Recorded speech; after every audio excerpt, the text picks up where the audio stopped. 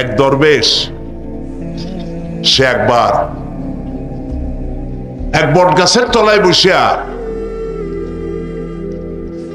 এই আয়াত পড়তেছিলেন। এই আয়াত পড়ে তার মনে উঠলো আল্লাহ পাক বলছেন হাল তারা মিন ফুতুর, দেখো কি কোনো ভুল চুক, আবার তাকাও। তো সে দেখে ভুল ত্রুটি তো ধরবার উপায় নাই আল্লাহ, তোমার সৃষ্টির মধ্যে কোনো ত্রুটি নাই, তবে একটা জিনিস আমার কাছে একটু বেকায়দা লাগে। সেটা কি? সে বলছে যে আল্লাহ, এই যে বট গাছ, বিশাল গাছ, যেমন গাছ ফলটা তো ওই রকম হয়নি, তাল গাছটা যেমন ফলটাও ওই রকম, নারকেল গাছটা যেমন ওই রকম, বেল গাছটা যেমন ফলটা ওই রকম, সালটাটা যেমন ফলটা ওই রকম, ঠিক না? কিন্তু এত বড় বট গাছ, ফল একেবারে একটু একটু। দরবেশ সাহেব শীত হয়ে শুয়ে শুয়ে এগুলি চিন্তা করতেছিলেন। হঠাৎ করে একটা বটের ফল, আধা পাকা ফল, অনেক উপর থেকে বৃন্তচ্যুত হয়েছে দরবেশ সাহেবের নাকের ডগার উপরে টস করে পড়ছে। পড়ার সাথে সাথে নাক জ্বলিয়ে উঠছে। কান ধরে তওবা করে দরবেশ সাহেব সিজদায় পড়ে গেছেন, আল্লাহ কি বলিলা করলাম, আমার চিন্তা মতে যেমন গাছ তেমন ফল, তালের সাইজের যদি হইতো, যে পজিশনে আমার নাকের উপরে পড়ছে, নাক তো ভালো, মাথাও গুঁড়ো গুঁড়ো হয়ে যেত। সুবহানাল্লাহ, সুবহানাল্লাহ। আল্লাহ পাক বলছেন ثم ارجع البصر كرتين ينقلب إليك البصر خاسئا وهو حسير। অক্ষমহীন দৃষ্টি তোমার সৃষ্টিতে পাবে ফাঁকি, ফিরাও তোমার নয়ন খানি, ফিরাও কাঙ্গালাখি। আমার সৃষ্টি নৈপুণ্যতার দিকে যতবার তাকাও না কেন, আমার সৃষ্টির ভিতরে কোনো ত্রুটি তুমি দেখতে পাবে না। এই জন্য নবীজি বলেছেন, আল্লাহ রাব্বুল আলামিনের সৃষ্টির কলা কুশলতার প্রতি কেউ যদি একবার গবেষণা করে, একটা ঘন্টাও যদি কেউ চিন্তা করে, কয় ঘন্টা? একটি ঘন্টা আল্লাহর সৃষ্টি নৈপুণ্যতা সম্পর্কে একটি ঘন্টা যদি কেউ চিন্তা করে, গবেষণা করে, নবীজি বলেছেন ওই বান্দার আমল নামায় আল্লাহ পাক 60 বছরের নফল ইবাদতের সব লিখে দিবে। চিন্তা করো, গবেষণা করে, শ্রদ্ধায় মাথা নত হয়ে আসবে, আপনাতেই সেজদা করবে। সুবহানাল্লাহ। এরপরে আল্লাহ পাক বলেন وَجَعَلْنَا سِرَاجًا وَهَّاجًا। আর আমি তোমাদের উপরে আকাশ সৃষ্টি করেছি, আর ওর মধ্যে আমি সৃষ্টি করেছি মহাশূন্যে এক অতি উত্তপ্ত, অতি উজ্জ্বল এক বাতি সৃষ্টি করেছি। সিরাজ শব্দের অর্থ হলো সূর্য, ওয়াহাজ এ শব্দের অর্থ হচ্ছে একই সাথে অতি উত্তপ্ত, অতি উজ্জ্বল। সূর্যের ব্যাস হচ্ছে এই পৃথিবীর চাইতে, সূর্যের ব্যাস হচ্ছে পৃথিবীর চাইতে 109 গুণ, এবং এর আয়তন পৃথিবীর চাইতে 13 লক্ষ গুণ বড়।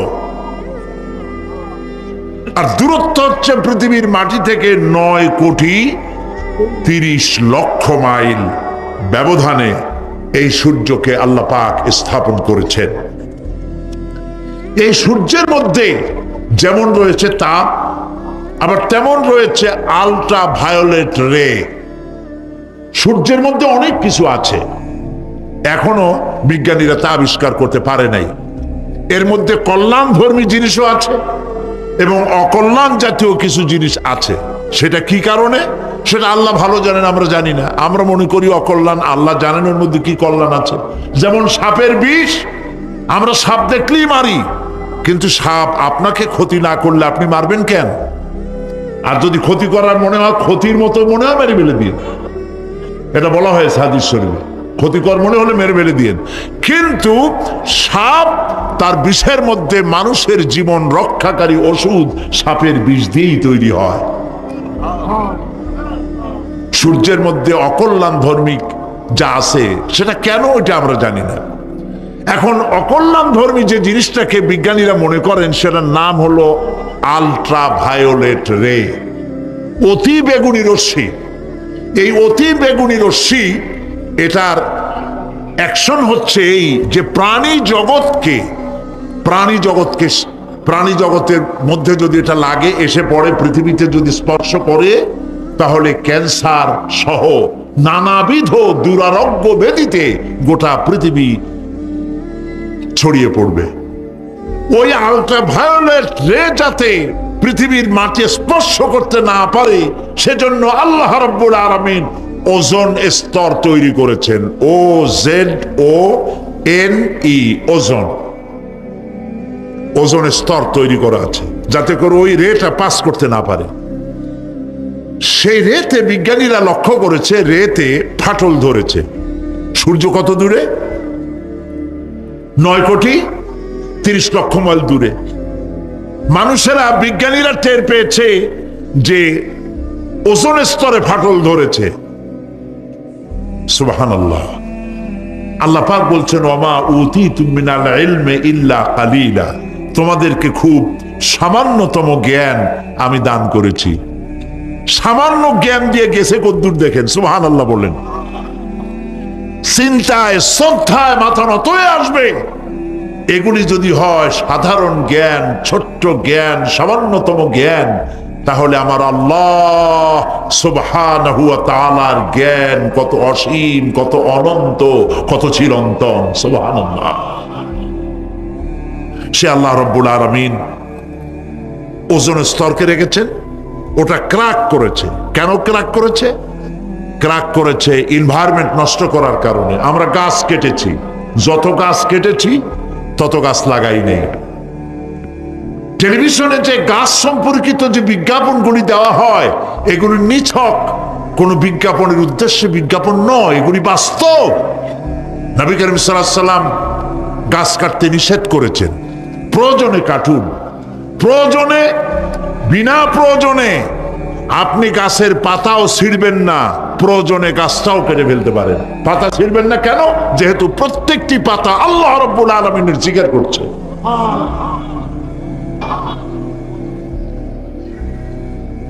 এই গাছগুলি কেটে কেটে প্রকৃতির ভারসাম্য আমরা নষ্ট করেছি। গাছ আমাদের বন্ধু।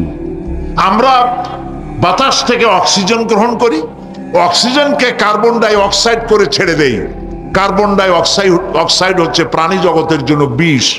এই বিষকে নষ্ট করে দিয়ে অক্সিজেনকে পরিশোধিত করা, রিফাইন করার কোন ফ্যাক্টরি পৃথিবীতে নাই। আল্লাহ রাব্বুল আলামিন এই সৃষ্টি জগৎকে বাঁচাবার জন্য অসংখ্য গাছ বানিয়েছেন, আর গাছের খাদ্য বানিয়েছেন কার্বন ডাই অক্সাইড। আমার জন্য যেটা বিষ, সেটা গাছের জন্য খাদ্য। গাছ সারা রাত এটাকে খাইলো, দিনের বেলায় সূর্যের তাপে এই কার্বন ডাই অক্সাইড আর গাছের সবুজ রং, পাতার সবুজ রঙে মিলে এক প্রকারের রন্ধন ক্রিয়ার মধ্য দিয়ে কার্বন ডাই অক্সাইড আবার ফ্রেশ অক্সিজেন হয়ে পৃথিবীর প্রাণী জগৎকে বাঁচার জন্য পথ উন্মুক্ত করে দেয়। আল্লাহ সুবহানাহু ওয়া তাআলা তিনি বলছেন, এভাবে করে আমি এই সূর্যের তাপ দিয়ে পৃথিবীবাসীকে কল্যাণধর্মী হিসেবে সূর্যকে সৃষ্টি করেছি। এই সূর্যের তাপ, এটি একটি বিরাট অগ্নিকুণ্ড। কোটি কোটি বছর ধরে ভূপৃষ্ঠে আলো এবং উত্তাপ ছড়িয়ে যাচ্ছে। সুবহানাল্লাহ বলেন। বলেন তো, পৃথিবীর সমস্ত আগুন সব যদি এক জায়গায় করা হয়, সূর্য 1 সেকেন্ডে যে তাপ পৃথিবীতে দেয়, ওরকম 1 সেকেন্ডের তাপ পৃথিবীর সব আগুন এক জায়গায় হইয়া সমভাবে সর্বত্র ছড়াতে পারবে কি? সুবহানাল্লাহ। কি কুদরত আল্লাহ পাকের।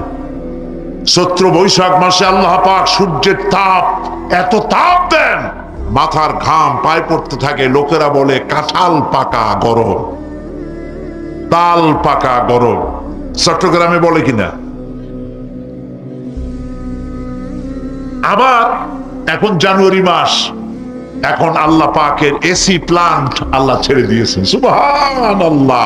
পৃথিবীর সমস্ত এসি প্লান্ট একসাথে ছেড়ে দেন, সারা পৃথিবী তো দূরের কথা, একটা জেলাও ঠান্ডা করতে পারবে না, একটা উপজেলাও ঠান্ডা করতে পারবে না। বড় জোর আপনার লোট্টা ফিশ, আপনার রূপচান্দা মাছ, ইলিশ মাছ, এগুলোর ঠান্ডা বানাই দিতে পারবে, কিন্তু একটা এলাকা ঠান্ডা বানাইতে পারবে না। বুদ্ধিজীবীদেরকে জিজ্ঞেস করি, মাথার চুল তো উঠাইছ, এই আল্লাহ পাকের কুদরত সম্পর্কে একটা সেকেন্ড চিন্তা করেছো কিনা? সুবহানাল্লাহ। মদিনা মুনাওয়ারা যে দেখুন, মদিনা মুনাওয়ারা, মসজিদ আন-নববী আশ-শরীফ, আল মদিনা আল মুনাওয়ারা, সোনার মদিনা। সুবহানাল্লাহ। আমি মদিনায় গিয়া এবারও বলছি, আল্লাহ যদি ফাহাদের মাফ করতে চান, মসজিদে নববী এবং মসজিদে হারামের যে এক্সটেনশন এবং হাজিদের জন্য যে উপকার করেছেন, আল্লাহ যদি মাফ করতে চান, এটা বড় আকারের একটা ওসিলা হয়ে যেতে পারে। এক সময় গরমে কষ্টে অস্থির হয়ে যেতাম মসজিদে নববীতে, এখন মসজিদে নববীতে ঢুকলে মনে হয় জান্নাতের মধ্যে। আর জান্নাত তো চিন্তা করা যায় না, কোনো চোখ নাই যা দেখছে, কোনো কল্পনা নাই, যা মন নাই যা কল্পনা করছে, এটার সাথে তুলনাই হবে না। তবে মনে হয় যেন শেখ আব্দুর রহমান আস-সুদাইস, তেমন সাউদ আশ-শুরাইব, তেমন শেখ আব্দুর রহমান আল হুজাইফি। সুবহানাল্লাহ, সুবহানাল্লাহ। এবার লাইলাতুল কদরে আল্লাহ পাকের মেহেরবানি, প্রতি বছর আমার একটা যাওয়ার, রমজানে একটা সুযোগ হয়, আল্লাহ করে দেন। বাইতুল শরফের মরহুম হযরত পীর সাহেব হযরত মাওলানা শাহ আব্দুল জব্বার রাহমাতুল্লাহ আলাইহি, নওয়ার আল্লাহু মারকাদাহু ওয়া জাআলাল জান্নাতা মাসওয়াহু। কলিজা থেকে দোয়া আসে। বহুত পীর দেখছি জীবনে, বাইতুল শরফের পীরের মতো পীর দেখি নাই। মুরিদের টাকা নিয়ে শুধু পকেট ভরে নাই, মেয়ে লোকদের গায়ে হাত দিয়া ফু দেয় নাই, তাবিজের ব্যবসা করে নাই। মুরিদেরা যা দিয়েছে সেই টাকা দিয়া তিনি মসজিদ বানাইছেন, মাদ্রাসা বানাইছেন। সুবহানাল্লাহ। নিজের বাড়িটা যেখানে তার স্ত্রী থাকেন, বাইতুল শরফ পীর সাহেবের স্ত্রী যে বাড়িতে থাকে, আমি যা শুনেছি দেখি নাই, বাড়িটা বেচতে 50,000 টাকা হবে কিনা সন্দেহ।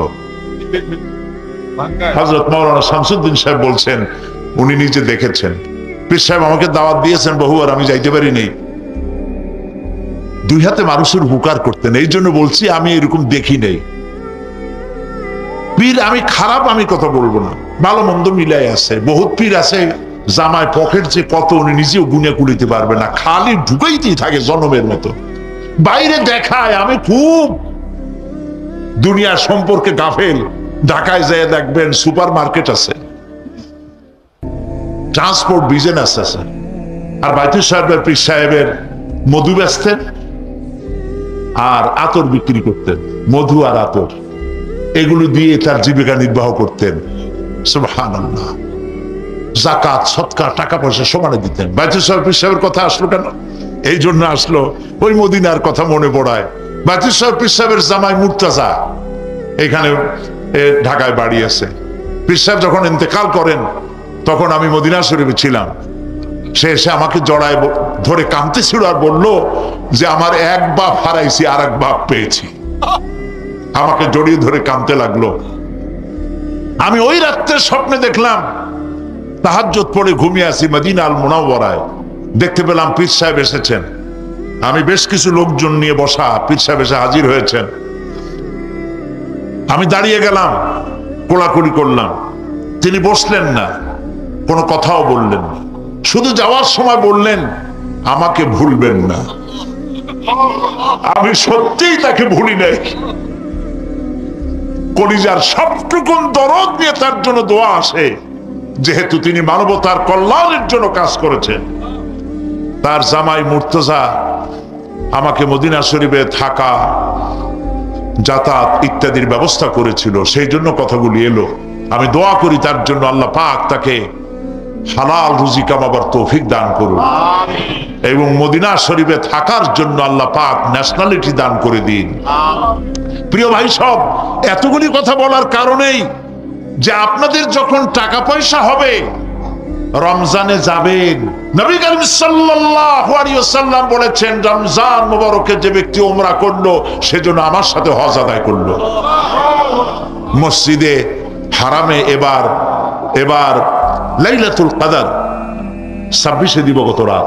লাইলাতুল কদর তো এ কথা তো আমিও জানি, আপনারাও জানেন যে 26 দিবগত রাতে না, শুধু বেজোর রাতগুলিতে। কিন্তু মুহাক্কিকিনরা 26 রাত্রে একটু বেশি কান্দাকাটি করে, অন্য রাত্রে তো করেই, ওই রাত্রে একটু বেশি কান্দে। এবারে লাইলাতুল কদরে লোক সংখ্যা সম্পর্কে 27 তারিখ রমজানের সৌদি গেজেট, সৌদি নিউজ পত্রিকায় হেডলাইন হলো, মক্কা শরীফে গত রাত্রে নামাজ যারা পড়েছেন, লাইলাতুল কদরে যারা এসেছিলেন তাদের সংখ্যা 3 মিলিয়ন প্লাস, 30 লাখের উপরে। সর্বকালের হজের রেকর্ড ভঙ্গ করেছে। রাত 3টার সময় কিয়ামুল লাইল শেষ করে ইমাম সাউদ আশ-শুরাইব মোনাজাত শুরু করলেন। 35 থেকে 40 মিনিট মোনাজাত। হায়রে কান্না মানুষের, কাঁদতে কাঁদতে মানুষ হয়রান হয়ে যাচ্ছে। মাসনুন দোয়াগুলি পড়ছেন, শেষ দিকে গিয়ে বলছেন, আল্লাহুম্মা লা তারুদ্দানা খায়বিন, আল্লাহ পাক একেবারে কিছু না দিয়া খালি হাতে আমাদের ফেরত দিও না। কাবা শরীফ সামনে নিয়ে এভাবে করে লোকেরা কাঁদছে। প্রিয় ভাই সব, সেজন্য বলি, আল্লাহ যদি সুযোগ দেন রমজান মুবারকে উমরা করবেন, আল্লাহ যেন তৌফিক দেন, বলেন আমিন। তো আল্লাহ তার কুদরত দিয়ে এই পৃথিবীকে ভরে রেখেছেন, নিয়ামত দিয়ে ভরে রেখেছেন। মুসলমানদের জন্য সবচাইতে বড় নিয়ামত কোরআন শরীফ, নিয়ামত কাবা শরীফ, নিয়ামত মসজিদ আন-নববী আশ-শরীফ আল-মদিনা আল-মুনাওয়ারা।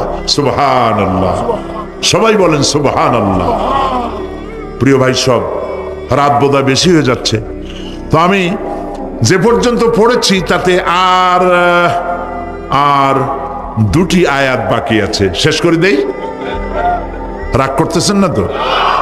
সুবহানাল্লাহ, বলি আলহামদুলিল্লাহ। আর 2টি আয়াত আছে। আল্লাহ রাব্বুল আলামিন বলছেন, وأنزلنا من المعصرات ماء ثجاجا, আমি আকাশ থেকে তোমাদের জন্য অবিশ্রান্ত বিরাম ভাবে বৃষ্টি বর্ষণ করি। কেন? লিনুখরিজা বিহি হাব্বান ওয়া নাবাতা ওয়া জান্নাতিন আলফাফা। আকাশ থেকে বৃষ্টি বর্ষণ করি যাতে করে শাক সবজি শস্য দানা খাদ্য এই জমিন তোমাদেরকে উৎপাদিত করে দেয়। আলহামদুলিল্লাহ। সেই জন্য আল্লাহ পাক বলছেন, দেখো আকাশ থেকে যে পানিটা নাজিল করলাম, বৃষ্টি দিলাম, এই বৃষ্টির পানি আনলাম কই থেকে? সমুদ্র থেকে। সমুদ্রের পানি মিষ্টি না নোনা? জবাব দেন না। আকাশ থেকে যখন পড়ে তখন এটা কি মিষ্টি, নোনা না মিষ্টি? আল্লাহ রাব্বুল আলামিন বলেন, আফরাআইতুমুল মাআল্লাযী তাশরাবুন আনতুম আনজালতুমুহু মিনাল মুজনি আম নাহনুল মুনজিলুন। তোমরা যে পানি পান করো, এই পানি আকাশ থেকে কে নাজেল করে? তোমরা করো না, আমি আল্লাহ করি। কে করে বলেন? আল্লাহ পাক বলছেন, লাউ নাশা جعلناه أجاجا فلولا تشكرون ইচ্ছে করলে এই পানিগুলি কি লবণাক্ত আকারে নাজিল করতে পারতাম, আমি মিষ্টি করে নাজিল করে দিলাম, কেন বান্দা আমার শুকর আদায় করো না? নুন অবস্থায় যদি নাজিল হতো সমস্ত ফসল তোমাদের ধ্বংস হয়ে যেত। এখন আপনি বলতে পারেন যে আল্লাহ পাক আল্লাহ তাআলা তিনি আকাশ থেকে পানি না দিলে আমাদের অসুবিধা কি? মানুষ তো নানান রকম চিন্তা করে, পানি না দিলে তো কি অসুবিধা, আমার খালে পানি, আমার বিলে পানি, আমার কুয়ায় পানি, আমার টিউবওয়েলে পানি, পানি না দিলে ক্ষতি কি? আল্লাহ পাক কোরআনে কারীমের মধ্যে বলেছেন, কুল আরাআইতুম ইন আসবাহা মাউকুম গাওরান ফামান ইয়াতিকুম বিমাইন মাইন। বলো দেখি সবে, শুকাইয়া যদি যায় এই জমিনের পানি, তাহলে হেথায় তটনির ধারা কে দিবে সবারে আনি। বান্দারে, বৃষ্টি না হইলে তুমি পানির পরোয়া করো না। সমুদ্রের পানি নেবা, নদীর পানি নেবা, কলের পানি নেবা। শুনে রাখো বান্দা, নদীর প্রবাহমান নদীর পানি, কলের পানি, টিউবওয়েলের পানি, মাটির পরতে পরতে পানি সব যদি আমি শুকায় দেই, কে আছে এই পৃথিবীতে যে নতুন করে তোমার জন্য পানি আমদানি করে দিতে পারে? পারে কেউ? কেউ পারে না। এই পানি দিয়ে আমি তোমাদের জন্য ফসল ফলাই। লিনুখরিজা বিহি হাব্বান ওয়া নাবাতা। ইয়া আইয়ুহান নাসু যকুরু নি'মাতাল্লাহি আলাইকুম হাল মিন খালিকিন গায়রুল্লাহ। হে মানব সকল, স্মরণ করো আল্লাহ পাকের ওই নিয়ামতকে। ওই আল্লাহ ছাড়া তোমাদের কি এমন কেউ আছে? কোন আল্লাহ, কোন রিজেক দাতা? ইয়ারযুকুকুম মিনাস সামাই ওয়াল আরদ, যিনি আকাশ এবং জমিন থেকে তোমাদেরকে রিজেক দিতে পারেন? লা ইলাহা ইল্লা হুয়া, ওই আল্লাহ ছাড়া কেউ নাই। ফাআন্না তুফাকুন, যাও কই? কেন বিভ্রান্ত হও? আল্লাহ পাক আকাশ থেকে পানি দিলেন, জমিনের ফসল উৎপাদন করে দিলেন, আর এরপরে আল্লাহ পাক বলেন ওয়া জান্নাতিন আলফাফা, আর ঘন সন্নিবদ্ধ নিবিড় বাগান বানায় দিলাম। সুবহানাল্লাহ বলেন। এখানে আল্লাহ পাক কি কি বললেন? শাক, লক্ষ্য করুন, শাক, সবজি, খাদ্যশস্য, উদ্ভিদ, এগুলো দিলাম, আর সাথে সাথে ঘন নিবিড় বাগান বানাইলাম। নিবিড় বাগান দেখছেন? দেখেন নাই, বোঝেন নাই, তাই দেখেন নাই, তা না হলে দেখছেন। কক্সবাজার যাওয়ার সময় দেখেন না গাছের, রাস্তার দুই ধারে কত গাছ, দেখছেন কিনা? রাঙ্গামাটি যাওয়ার সময়, বান্দরবনে যাওয়ার সময় কার বাবা এই গাছগুলি লাগাইছে? কোন? কে লাগিয়েছে? আল্লাহ। চিল্লায় বলেন, কে লাগিয়েছে? পাহাড়ের গাছ কি আপনি লাগাইছেন? তো কথা কইতে পারলেন না কেন? কে লাগিয়েছে? আল্লাহ পাক। সুন্দরবন ফরেস্ট এরিয়া দেখছেন কোনদিন? না দেখলে যাইয়েন, দেখে এসেন। বিশাল এরিয়া, বঙ্গোপসাগরের কিনারা দিয়া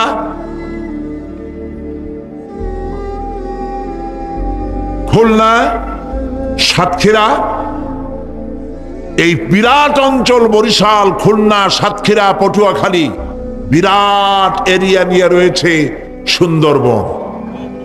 শত শত মাইল। সুবহানাল্লাহ বলে। বিশাল গাছ, গাছের এরিয়া। এই গাছগুলি কে লাগাইছে? জোরে বলেন, কে লাগাইছে? এই গাছগুলি নার্সিং করেন কে? একটা জিনিস দেখে আমি অবাক হয়ে গেছি, সেটা হলো এখানে বহু রকমের গাছ আছে। সুন্দরী কাঠ, পশুরি, বাইন, গেওয়া, গোল, অনেক রকমের গাছ আছে। যেখানে সুন্দরী গাছ, সব সুন্দরী গাছ, যেখানে গেওয়া, যেখানে বাইন, যেখানে গোল গোল পাতা, সব সেখানে সেইগুলাই। অথচ কেউ যে গাছগুলি লাগাই দিয়ে আসে নাই। আরেকটা অসুবিধা, আরেকটা জিনিস হচ্ছে এই জোয়ারের সময় এই এলাকা ডুবে যায়, 1 হাত 1.5 হাত পানি হয় গাছের গোড়ায়। যে ফলগুলি পড়ছিল গাছ দিয়া, এই ফলগুলি ভাটির টানে চলে গেল, নিচে নেমে গেল, নদীতে নেমে গেল, আবার জোয়ারের টানে উঠে আসলো, পানিতে ভেসে ভেসে ফলগুলি ভারী হয়ে গেল। এক সময় ভাটির টানে আর গেল না। এই গাছগুলিকে, সুন্দরী গাছের মধ্যেই সুন্দরী ফল, বাইনের মধ্যে বাইনের ফল কে সাজাইয়া এই সুন্দর বাগানগুলি বানাইল? চিল্লায় বলো। জান্নাতিন আলফাফা, ঘন নিবিড় সন্নিবদ্ধ বাগান আমি সৃষ্টি করেছি। সুবহানাল্লাহ বলে।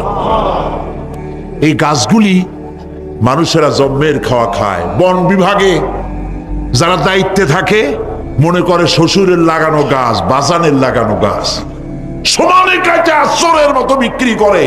এরা ডাকাত, এরা চোরের চাইতেও নিকৃষ্ট যারা গাছ চুরি করে। আল্লাহ পাক জানেন মানুষের খাসলাত। এই ফরেস্ট বিভাগে, বন বিভাগে যারা চাকরি করেন, সব খারাপ আমি তা বলবো না, ভালো মন্দ মিলেই আছে। কিছু আছে জন্মের খাওয়া খায়, ঘুষ খায়, আর গাছগুলো বেচে ছাড়িয়ে দেয়, সর্বনাশ করে দেয়। আল্লাহ পাক তার মানসা, তার মর্জি মোবারক হচ্ছে এই যে গাছগুলি যেন বংশ অনুক্রমে পৃথিবীর মানুষ বছরের পর বছর, শতাব্দীর পর শতাব্দী, সহস্রাব্দীর পর সহস্রাব্দী যেন ভোগ দখল করতে পারে। সেজন্য আল্লাহ রাব্বুল আলামিন এই বন জঙ্গল রক্ষা করার জন্য নিজস্ব গার্ড বাহিনী রেখে দিয়েছেন। চিন্তা করছেন সেই গার্ড বাহিনী কারা? বন্য হাতি, রয়্যাল বেঙ্গল টাইগার, বড় বড় সাপ। আপনারা যান, যায় দেখবেন সালাম কেমনে দেয়। আল্লাহ পাক জ্ঞান দিয়েছিলেন, সেই জ্ঞান দিয়ে সে দূরবীন আবিষ্কার করলো, জ্ঞান দিয়ে দূরবীন আবিষ্কার করলো যাতে করে শকুনের চাইতেও তীক্ষ্ণ দৃষ্টি সম্পন্ন হয়। সে গাড়ি আবিষ্কার করলো যাতে করে চিতাবাঘের চাইতেও বেশি দৌড়াইতে পারে। সে সাবমেরিন আবিষ্কার করলো যাতে করে মাছের চাইতেও বেশি দ্রুতগামীও চলতে পারে পানির তলা দিয়া। সব কিছুই করলো, কিন্তু তার মনুষ্যত্বকে বাড়াইতে পারলো না, মনুষ্যত্বকে বাড়াতে পারলো না। এই মনুষ্যত্বই ছিল সবচেয়ে বড় জিনিস। কবি বলছেন, মুঝে ये डर है कि दिले जिंदा तू ना मर जाए, मुझे ये डर है कि दिले जिंदा तू ना मर जाए, कि जिंदगानी इबारत है तेरे जीने से। मुझे ये डर है कि दिले जिंदा तू ना मर जाए। আমার এই ভয় হয়, হে আমার জীবন্ত আত্মা, তোর না অপমৃত্যু হয়ে যায়। কারণ তোর যদি অপমৃত্যু হয় তাহলে আমার তো বেঁচে থাকার কোনো লাভ নাই। আমরা তো আমাদের আত্মা, জীবিত আত্মাকে মেরে ফেলছি, জীবিত আত্মাকে মেরে ফেলছি, আত্মাকে বিকশিত করছি না। আত্মাকে বিকশিত করতে হবে। এই আত্মা বিকশিত হবে কিভাবে? সব জিনিসের খাবার আল্লাহ পাক এই জমিনে তৈরি করেছেন, ঠিক কিনা কর? সকলের খাবার এই জমিন। মানুষ যেহেতু তৈরি হয়েছে এই মাটি দিয়ে, সেই জন্য আল্লাহ রাব্বুল আলামিন মানুষের খাবার মাটি দিয়ে তৈরি করে দিয়েছেন। কলা দিয়েছেন, কচু দিয়েছেন, আলু দিয়েছেন, মূলা দিয়েছেন, তাল দিয়েছেন, বেল দিয়েছেন, মাছ দিয়েছেন, তরকারি দিয়েছেন, পনির দিয়েছেন, দুধ দিয়েছেন, গোশ দিয়েছেন। খাবারের কোনো অভাব রাখেন নাই, সব মাটি দিয়েছে। কিন্তু যেই রুহটা আমাদের ভিতরে, যে আত্মাটা আমাদের মধ্যে, যে আত্মা থাকলে পরে বাঁচি, আত্মা না থাকলে পরে মরে যাই, সেই রুহের খাবার আমরা কেউ দিতেছি না। রুহটা কি? আল্লাহ পাক বলছেন, নবী আপনাকে প্রশ্ন করা হয়, ওয়ায়াসআলুনাকা আনির রূহ কুলির রূহু মিন আমরি রাব্বি। নবী হে, প্রশ্ন করা হয় রূহ কি জিনিস? এর জবাব হচ্ছে এই বলে দিন, রূহ হচ্ছে আল্লাহর একটু অর্ডার, একটু হুকুম তোমার ভিতরে কাজ করছে। ওই রূহেরও কিছু খাবার আছে, ওই রূহেরও কিছু খাবার আছে। সেই রূহকে খাবার জমিনে তৈরি হবে না। রূহ গোশত খাবে না, পনির খাবে না, দুধ খাবে না, সর খাবে না, ফল খাবে না, কি খাবে? রূহের খাবার যেহেতু রূহ এই পৃথিবীতে তৈরি হয় নাই, রূহ এসেছে আলমে আরওয়াহ থেকে, সেজন্য রব্বুল আলামিন রূহের খাবার পাঠিয়েছেন লৌহ মাহফুজ থেকে। আল্লাহ পাক কোরআনে কারীমকে রূহের খোরাক করে পাঠিয়েছেন। রূহকে যদি বাঁচাতে চান তাহলে তার একমাত্র খাদ্য হতেছে তেলাওয়াতে কোরআন। তেলাওয়াতে কোরআন যত তেলাওয়াত করবেন ততই মজা লাগবে। সুবহানাল্লাহ, কোন সুবহানাল্লাহ। একটু হারাম শরীফ থেকে বেলায় আসেন। টাকা পয়সা যাদের আছে তাদের বলছি, পয়সা কড়ি যাদের আছে সিঙ্গাপুর বেড়ায়। আরে সিঙ্গাপুর বেড়ায় করবা কি? মার্কেটিং ছাড়া আর কিছুই নেই। সিঙ্গাপুর, ব্যাংকক, হংকং এই সমস্ত জায়গায় ঘুরে টুরে আসে খুব দেখে আসছে। টাকা নষ্ট করে লাভ নাই, বরং পয়সা কড়ি যদি আল্লাহ দিয়ে থাকেন হস্ত করবেনই। পয়সা কড়ি বেশি থাকলে রমজান মুবারকে উমরা করে এসেন। রাসূল করিম সাল্লাল্লাহু আলাইহি ওয়াসাল্লাম বলেছেন, যে ব্যক্তি রমজান মুবারকে উমরা করলো সেজন্য আমার সাথে হজ আদায় করলো। কেন বলছি? এই জন্য বললাম, আল্লাহ পাক আমাকে কয়েকবার নসিব করেছেন। সেখানে যখন রমজান মুবারকে যখন তেলাওয়াত হতে থাকে তারাবিহের ভেতরে, মনে হচ্ছে যেন আকাশ থেকে ওহী নাজিল হতেছে। মানুষের চোখের পানি, নাকের পানি একাকার হয়ে যায় হারাম শরীফের ভিতরে। সেখানে তো মুনাজাত সারা বছর মুনাজাত হয় না, মুনাজাত হয় রমজান মুবারকে বেতেরের নামাজের ভিতরে। বেতেরের নামাজের ভিতরে ইমাম সাহেব হাত তুলে মুনাজাত করেন। অন্তত 8 থেকে 10 লক্ষ মানুষ হজের মৌসুমের মতো কাঁদতে কাঁদতে পাগল হয়ে যায়। কোরআন কি মজা! কোরআন হচ্ছে রুহের খাবার। আমরা তো রুহের খাওয়াই না। ঘোড়ার উপরে চড়ি, গাধার উপরে চড়ি, ঘোড়ারে গাধারে জন্মের মতো মোটেই খাইতে দেই না, নিজে খাই জন্মের মতো। খাইয়া ঘোড়ারে খাইতে দেওয়া হয় না, গাধারে খাইতে দেওয়া হয় না। ফলে ওর উপরে যখন সওয়ার হয় তখন ঘোড়া গাধা না খাইতে খাইতে একদিন 4 ঠ্যাং 4 দিকে দিয়া জায়গায় সিটে মরা ছাড়া আর কোনো পথ থাকে না। আমাদের মানুষেরা খায় কি? সুবহানাল্লাহ। এই যে শবে বরাত আসতেছে, কি যে খাবে! দিশা আগের থেকে লিস্ট তৈরি হয়ে যায় কতটা আইটেম তৈরি করা হবে। রমজান মাসে আল্লাহ একটু কম টম মান্দায় খাবে। একটা রমজান মাস আল্লাহ দিলেন, সেই রোজার মাসে যে সারাদিন খায় না, এটাকে উসুল করে ইফতারের সময় সে যে কত খাবার, চোখ সানা বড় হয়ে যাবে দেখলে। পেঁয়াজি, বেগুনি, হালিম, শরবত, তরমুজ, বেল, কলা, কচু, না কি খাইতে খাইতে মাগরিবের রক্ত শেষ। কয় ভাই নামাজটা কোন রকম পড়ে আসি, তারপরে খাবো না। আবার গেল নামাজ পড়তে, আবার এসে খাইলো, খাইয়া তারপরে আবার ভাত খাইলো। কেমনে যে খায় আল্লাহ জানে, গলায় আঙ্গুল দিলে পাওয়া যায়। এরকম খাইয়া তারপরে তারাবি পড়তে দাঁড়ায় না। জনমের মতো খাইলে পরে তো অলস হবে শরীর। তারাবি পড়তে দাঁড়াইছে, লম্বা কেরাত হচ্ছে, উনি রুকুতে আছে, ইমাম সেজদায় চলে গেছে, ওনার খবর নেই। অথবা উনি সেজদায় পড়ে আছেন, ইমাম কোথায় উঠে গেছে তার খবর নেই। সুবহানাল্লাহ। সুতরাং নিজে খাইয়া পেটটারে দুম্বার মতো সাইজ বানাইয়া কোনো লাভ নাই। পেট বড় বানাবার না, সিনা বড় বানা। সিনা বড় বানা, সিনার ভিতরে কোরআন ধারণ করেন, মজা পাবেন। এই আল্লাহ রাব্বুল আলামিন এত বড় নিয়ামত, এই কোরআন, এর থেকে বড় নিয়ামত পৃথিবীতে আর নাই। শ্রেষ্ঠ নিয়ামত, এর থেকে বড় নিয়ামত আছে ভাই? এই শ্রেষ্ঠ নিয়ামতকে পড়তে শিখুন, বুঝতে শিখুন। হেদায়েতের সবের মধ্যে আছে। সুতরাং আল্লাহ রাব্বুল আলামিন মনুষ্যত্বকে, আত্মাকে বিকাশ করার জন্য কোরআনে কারীম দিয়েছিলেন। মানুষ এই জ্ঞান দিয়ে আবিষ্কারের পিছনে চলে গেল। হ্যাঁ, আবিষ্কার দরকার আছে, মোটেই আমি এটাকে অস্বীকার করি না, সব দরকার। কিন্তু সেই সাথে আল্লাহ পাকের সাথে যে সম্পর্কটা থাকা দরকার ছিল, সেই সম্পর্ক থেকে মানুষ নিজেকে বিচ্ছিন্ন করেছে। কোরআনে কারীমে আল্লাহ পাক বলছেন, লাকাদ খালাকনাল ইনসানা ফি আহসানি তাকওয়িম। সব থেকে সুন্দর করে বানিয়েছি কারে? মানুষ। চিল্লা এখন কারে? মানুষ হলো সবচাইতে সুন্দর, সবচাইতে সুন্দর সৃষ্টি আমার। ওগুলা, এই মানুষগুলি হচ্ছে আশরাফুল মখলুকাত। মানুষ কি মখলুকাত? সৃষ্টির সেরা। আপনারা সৃষ্টির সেরা হইলেন কি দিয়া? আপনারা কি বাঘের মতো দৌড়াতে পারেন? বল্লার মতো হুল ফুড়াইতে পারেন? কুত্তার মতো কামড়াইতে পারেন? হাতির মতো শক্তি আছে? গরিলার মতো শক্তি আছে? মাছের মতো সাঁতরাইতে পারেন? সাপের মতো ক্রুদ্ধতা আছে? সিংহের মতো হিংস্রতা আছে? তো কিসের, কোন দিক থেকে আপনি আশরাফুল মখলুকাত হলেন? আশরাফুল মখলুকাত হয়েছেন জ্ঞানের কারণে। কিসের কারণে? সেই জ্ঞানটার জন্যই তো আপনি সৃষ্টির সেরা।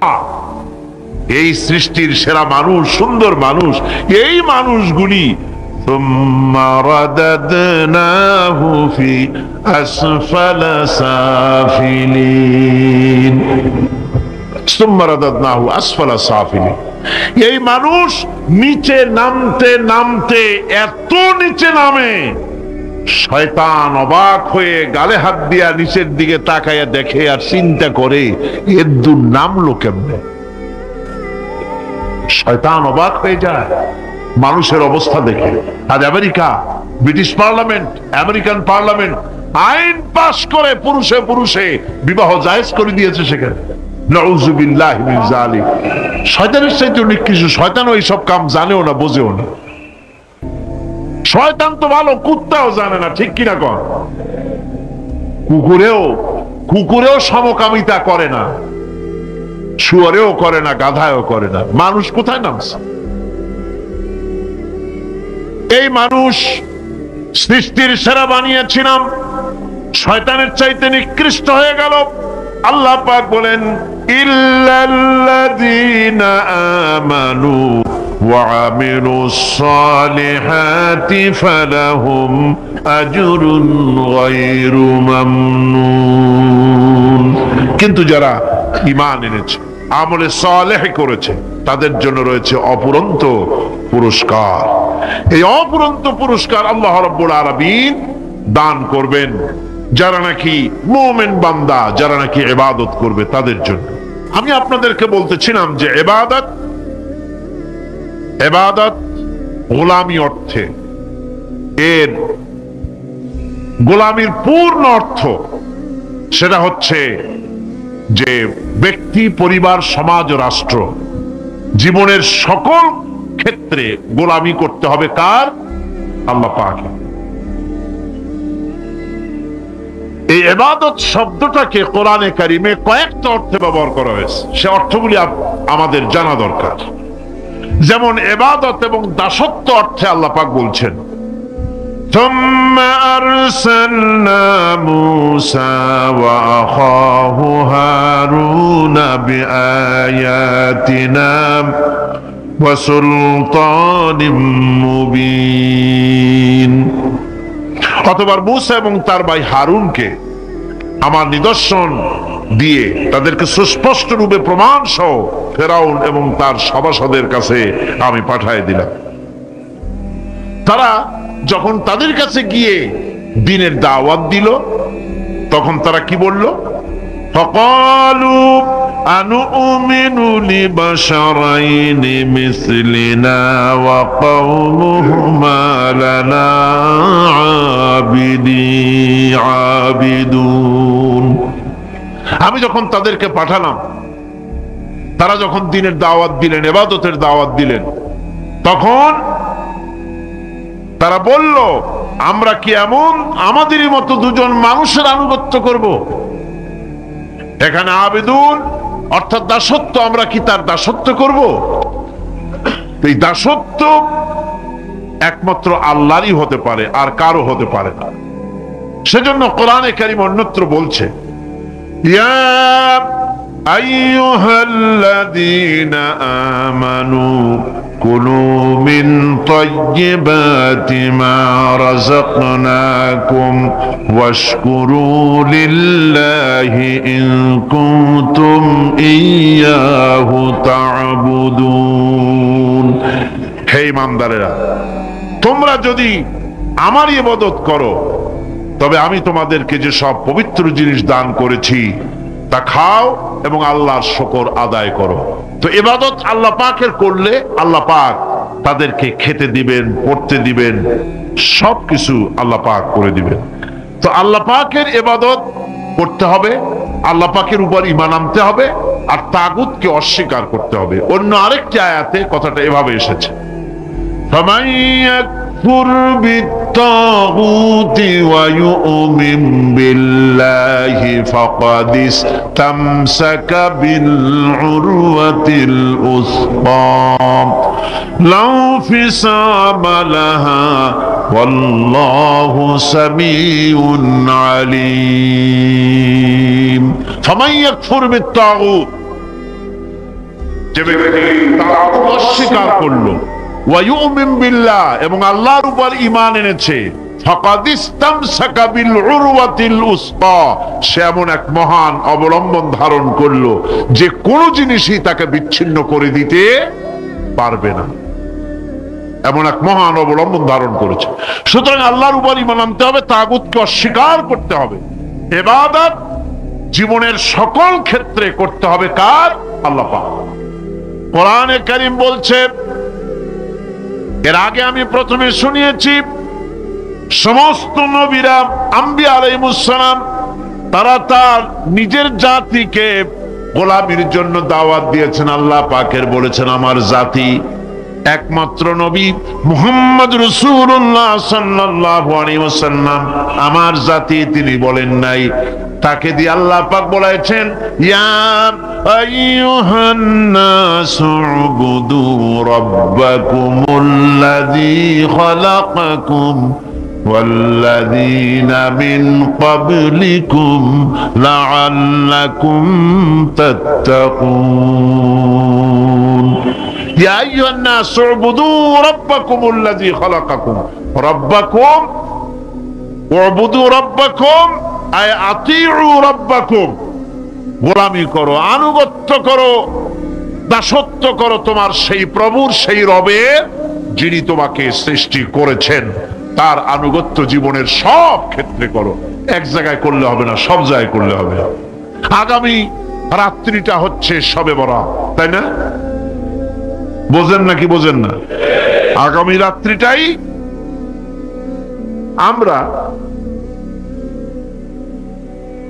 আমরা হচ্ছে সেই ধরনের মানুষ, মিনিমাম লেবার ম্যাক্সিমাম প্রফিট। অল্প কাজ করে বেশি প্রফিট যদি করা যায়, আমরা সেই পক্ষে বেশি। শবে বরাত, শবে কদরে ইবাদত করিয়া জীবনের সব গুনাহ মাফ করাইতে চাই, আর করাইয়া মনে করলাম, বিশ্বাস করলাম যেটা এইভাবে হয়, কিন্তু পরের দিন থেকে আবার যেরকম ছিল মানুষ সেরকম হয়ে যায়। সারা রাত জাগলো শবে বরাতে, সারা রাত জাগলো। সকালবেলায় যে ব্যবসায়ী সারা রাত জাগলো, সকালবেলায় দোকানে দিয়ে ওজনে কম দেওয়ার অভ্যাসটার পরিবর্তন হইল না। যে কৃষক সারা রাত জাগলো, পরের দিন জমিনের আইল খেলার অভ্যেসটা পরিবর্তন হলো না।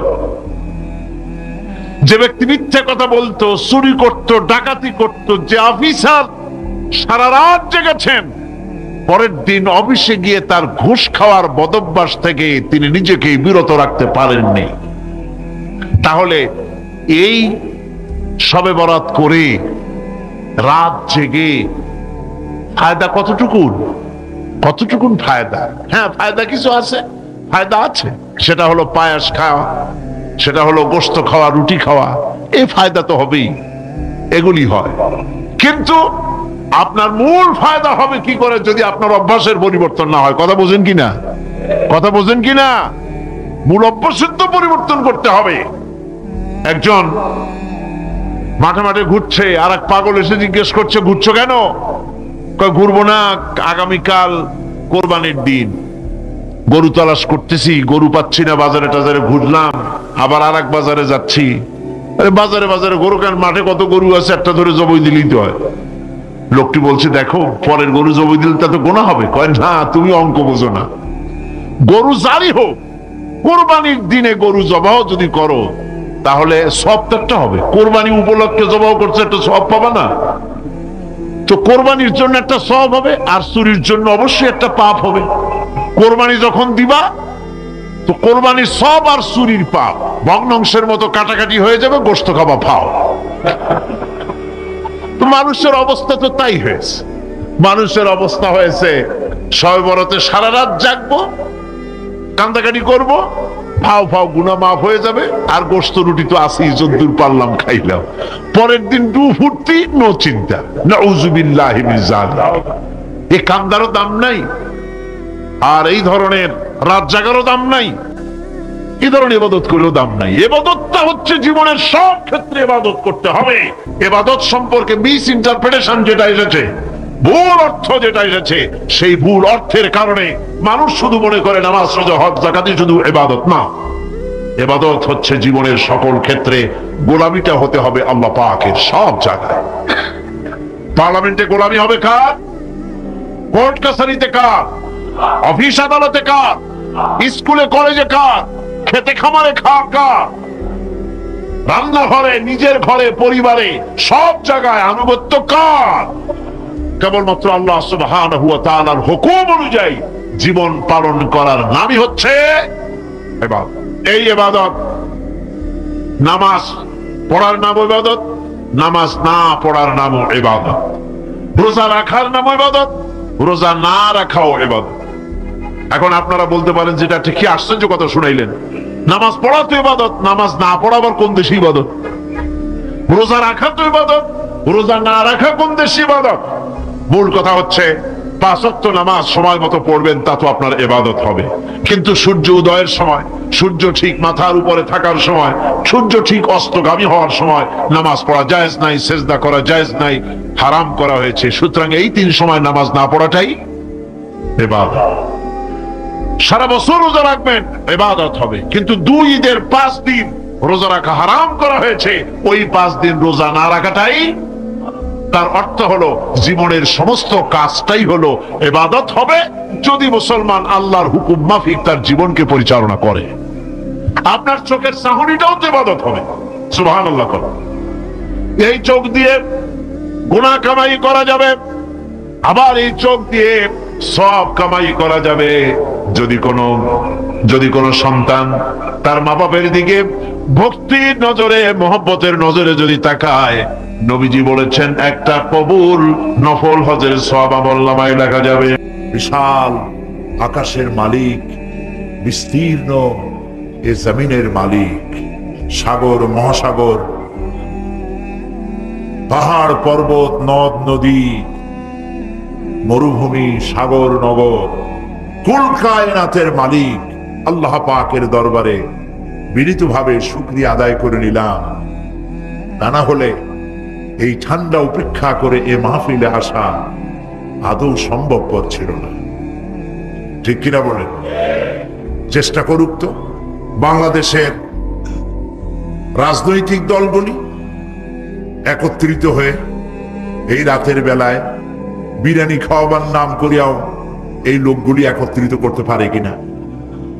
তা করতে গেলে লক্ষ লক্ষ টাকা খরচ করেও এত মানুষ পাওয়া সম্ভবপর হবে না।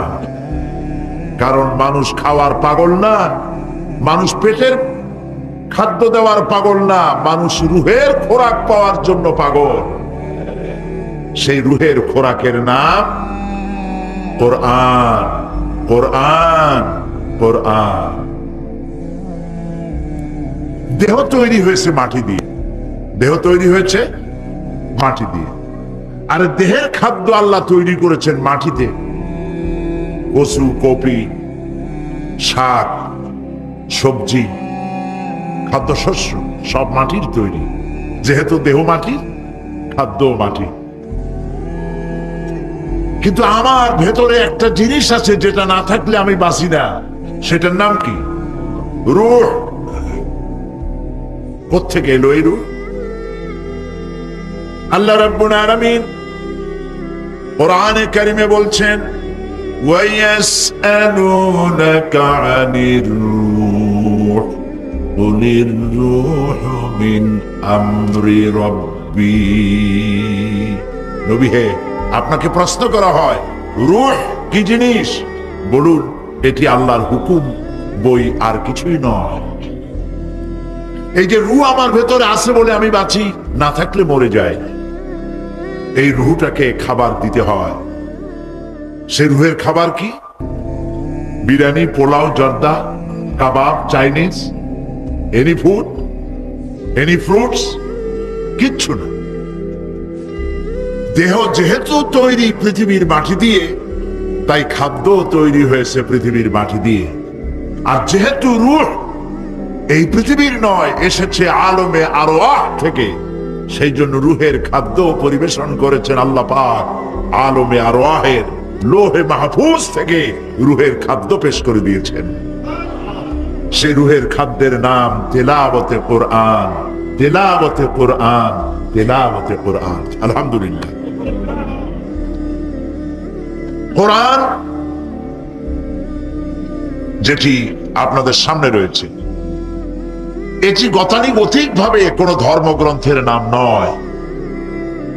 বেদ, বাইবেল, জিন্দাবেস্তা, ত্রিপিটক যেমন একটি ধর্মগ্রন্থের নাম, অবিকল ভাবে গতানুগতিক ভাবে কোরআন তেমন কোন ধর্মগ্রন্থের নাম নয়। হিন্দু, বৌদ্ধ, খ্রিস্টান, ইহুদি যেমন ধর্মের নাম, গতানুগতিক ভাবে ইসলাম তেমন কোন ধর্মের নাম নয়। ইসলাম হচ্ছে একটি পূর্ণাঙ্গ জীবন ব্যবস্থা। ইসলামের রয়েছে নিজস্ব ইতিহাস, রয়েছে নিজস্ব ঐতিহ্য, তাহজিব, তামাদ্দুন, সংস্কৃতি। এক কথায় ইসলাম এক কালজয়ী মহান আদর্শের নাম। সুবহানাল্লাহ বলেন।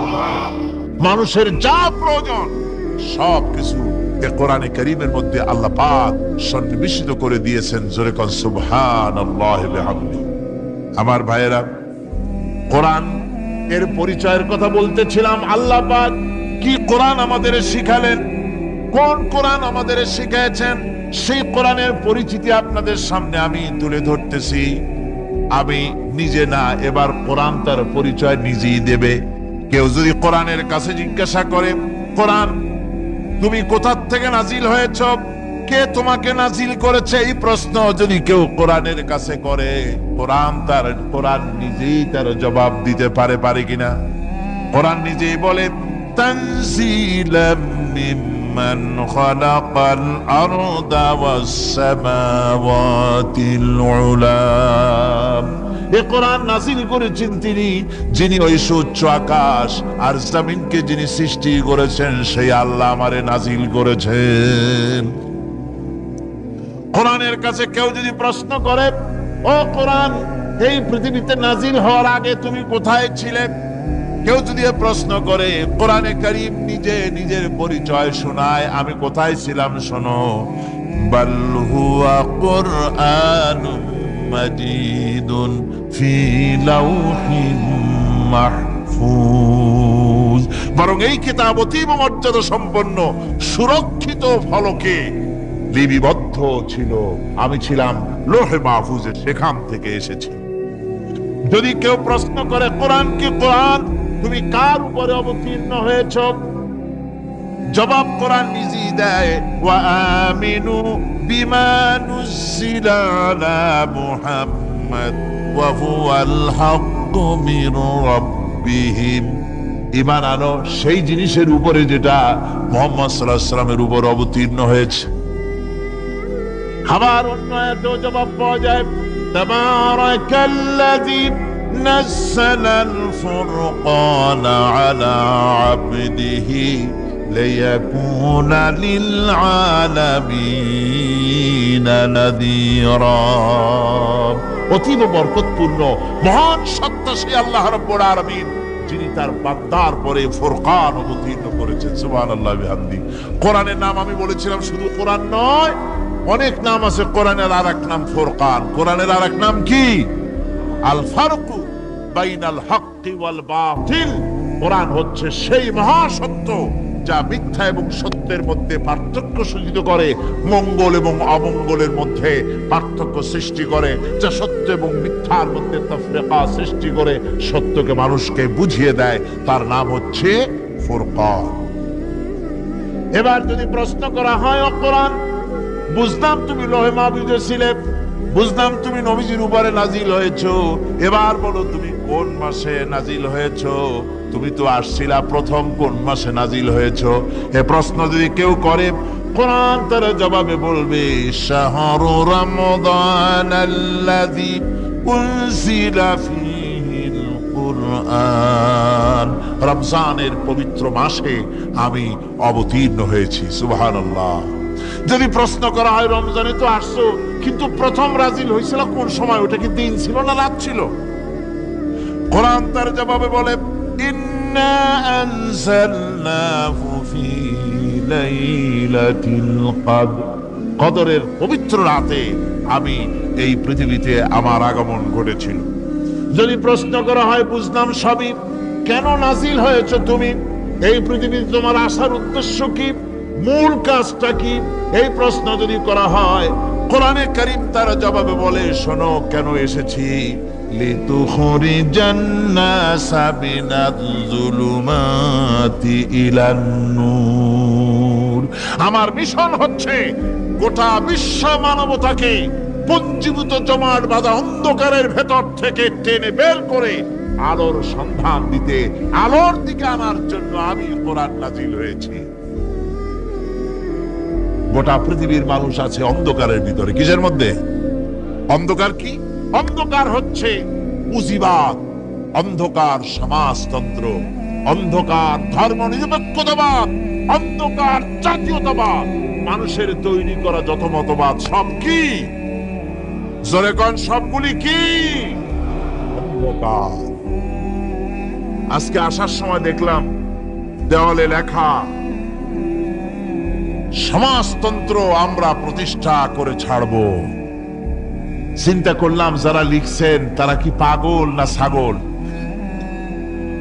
কি আশ্চর্য কথা! যেই মতবাদ পৃথিবীর মাটি থেকে যে করেছে এই মতবাদ, সেই দেশের লোকেরা ঢাকা মেরে তাদের দেশ থেকে বিদায় করে দিল, তাদের কোদাল হাতি বিদায় করে দিল, ছিন্ন ভিন্ন করে জুতার তলে শেষ করে দিল।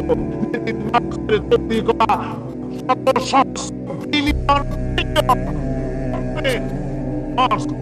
বইগুলি চালিয়ে দিল। এখন টিকে থাকবে। এটা মাথা খারাপ, পাগল না মাথা গোল বুঝতে পারছি না।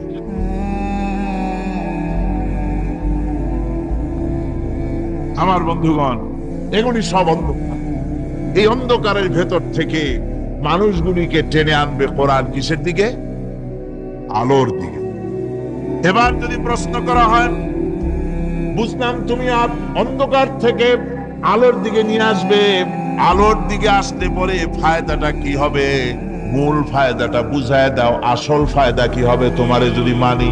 কোরআন তার জবাব দেয়, নিজের পরিচয় নিজে তুলে ধরে, ফামান তাবিআ হুদায়া ফালা খাউফুন আলাইহিম ওয়ালা হুম ইয়াহজানুন।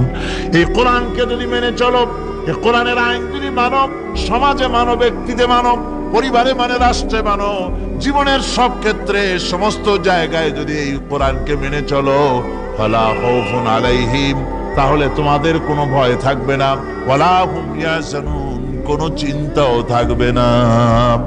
কিসের ভয় থাকবে না? কোরআনের আইন মেনে যদি চলো সমাজে ও রাষ্ট্রে, চুরির ভয়, ডাকাতির ভয়, জিনার ভয়, হত্যার ভয়, সন্ত্রাসের ভয়, কোনো ভয় থাকবে না। ওয়ালা হুম ইয়াহজানুন, চিন্তাও থাকবে না। খাওয়া পড়া, শিক্ষা, চিকিৎসা, বাসস্থান, এগুলির কোনো চিন্তা থাকবে না। কোরআনের সমাজে সব কিছুর গ্যারান্টি দেওয়া হবে, সবগুলি পেয়ে যাবে। এখন যদি আবার প্রশ্ন করা হয়, কোরআন বুঝলাম তোমারে মানলে পরে সব ফায়দা হবে, তাহলে এবার জবাব দাও, তোমার ভিতরে কি রাজনীতি আছে নাকি? আমি তো মানুষ, আমার রাজনীতি করা লাগে। Man is social animal. আমরা তো জঙ্গলের পশু নই, আমরা তো মানুষ। আমাদের সমাজ আছে, আমাদের পৌর নির্বাচন আছে, আমাদের জাতীয় নির্বাচন আছে, আমাদের কলকারখানা আছে, জমিন আছে, আমাদের রাজনীতি, অর্থনীতি, সমাজনীতি আছে, পারিবারিক নীতি আছে, অনেক নিয়ম মালা আছে, নিয়ম নীতি আছে। তোমারে মানলে তোমার ভিতরে কি ওগুলো আছে নাকি সে কথা বলো। কোরআন তার জবাবে বলে ওয়ানাজ্জালনা আলাইকাল কিতাবা তিবয়ানান লিকুল্লি শাই ওয়া হুদান ওয়া রাহমাতান ওয়া বুশরা লিল মুসলিমিন। কোরআন জবাবে বলে শুনে রাখো, শুধু অর্থনীতি সমাজনীতি নয়, শুধু রাজনীতি আর শিক্ষানীতি যুদ্ধনীতি নয়, তোমার জীবনে যা কিছু দরকার, ইহকালে যা কিছু দরকার, পরকালে সব কথাগুলি আল্লাহ রব্বুল আলামিন আমি কোরআনের সিনার ভিতরে খুলে খুলে বর্ণনা করে দিয়েছেন। সব কথা কোরআনে কারীমের ভিতরে রয়েছে। তোমার এমন কোন জিনিস নাই যা তুমি কোরআনে কারীমের মধ্যে পাবে না। তোমার সমস্ত প্রয়োজন আমার বুকের মধ্যে আল্লাহ দিয়ে দিয়েছেন। বিজ্ঞান আছে, দর্শন আছে, ইতিহাস আছে, সব আছে এর মধ্যে।